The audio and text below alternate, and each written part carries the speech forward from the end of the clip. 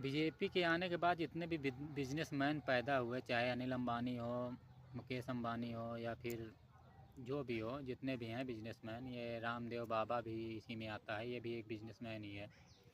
लेकिन मुझे एक बात ये नहीं समझ में आई कि बीजेपी हल्ला उड़ाती है कि इसने 370 हटा दिया, राम मंदिर बनवा दिया। ये 370 कभी ना हटवा पाता अगर नेहरू ने इसे लोकसभा में बिल पास करा के लगाया होता तो। और राम मंदिर कभी न बनवा पाता अगर राजीव गांधी अगर ताला न तोड़वाए होते। तुमने कभी ये इस चीज़ का ध्यान दिया कि राजीव गांधी आखिर मारा क्यों गया? उसके पीछे रीज़न क्या हो सकता है?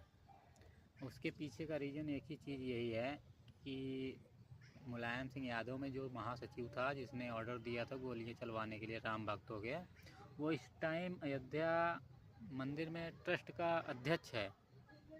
ये चीज़ कुछ समझ में आई? अगर मैं कहूँ कि ये राम मंदिर पे गोलियां चलवाने वाला, गोधरा कांड करवाने वाला ये कोई और नहीं, सब बीजेपी के नेता ही थे। ये सत्ता में आना चाहते थे, इसलिए ऐसा कर रहे थे।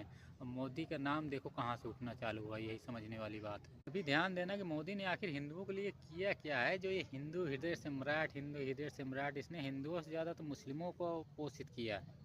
ये बीजेपी और बीजेपी समर्थित जितने भी लोग हैं, ये सब हिंदू मुस्लिम पे तुम्हें भटकाए रखना चाहते हैं और ये अपना काम निकाल रहे हैं। अब तुम यही देख लो कि बीजेपी में जितने भी टॉप लेवल के नेता हैं या फिर बिजनेसमैन हैं, इन सब ने 2014 के बाद से विदेशों में ही अपना ज़मीन खरीद के वहाँ पे घर बनवा लिया, अपने बीवी बच्चे भी वहीं रखते हैं।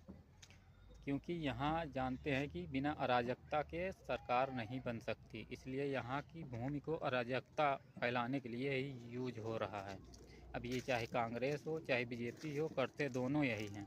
अब बीजेपी है ये हिंदुओं का हितकारी बन के चलती है और कांग्रेस है ये मुस्लिमों का। लेकिन कांग्रेस फिर भी वफादार है मुस्लिमों के प्रति। वो अल्पमत में होने के बावजूद उनके फेवर में फैसले करवाती थी। और ये मोदी हिंजड़ा है, ये पूर्ण मत में होने के बावजूद भी ये हिंदुओं को हिंजड़ा साबित करवा देता है कि तुम्हारी कहीं सुनवाई नहीं है। तुम बांग्लादेश में भी कुत्ते के तरीके मारे गए, देश के अंदर भी मारे जाते हो। अब सोचो 15 साल से बीजेपी की सरकार है, तब जाके ये हाल है। हिंदूवादी हृदय सम्राट की सरकार है। अगर ये ना होते तो क्या हाल होता? अब वही हाल होता 2014 से पहले। कौन सा क्या बेहाल था भाई? बेहाल मानसिक तौर पे बीजेपी वालों ने बना कर रखा था। अगर गोधरा कांड, राम मंदिर पे जो गोलियां चली थी, अगर इन सब चीज़ों को हटा दें तो हमें नहीं लगता कि हमारे देश में किसी भी तरीके का दंगा होता है। लेकिन ये सब नेताओं की देन है जो हमारे देश के अंदर दंगे होते रहते हैं ताकि उन्हें वोट मिलता रहे। वो हिंदू मुस्लिम करके वो